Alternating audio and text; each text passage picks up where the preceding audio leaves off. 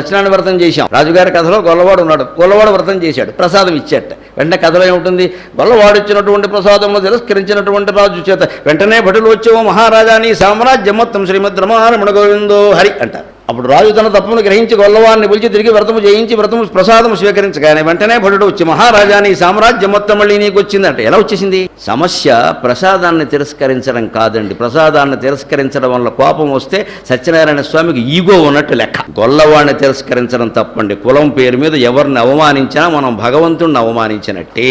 నువ్వు రాజు అయితే నువ్వే చేస్తావా? గొల్లవాడు చేయకూడదు వ్రతం. దేవుడు ప్రసాదం ఎవరిచ్చినా ఒకటేనండి, ఎందుకు కాదనాలి? గొల్లవాడు కాబట్టి తిరస్కరించాడు అతను, ప్రసాదం కాబట్టి కాదు. అది కులధిక్కారం తప్పు. మన సాహిత్యం అంత గొప్పది, మన వ్రత కథలు అంత గొప్పవి. ఏ కులాన్ని అవమానించవద్దు.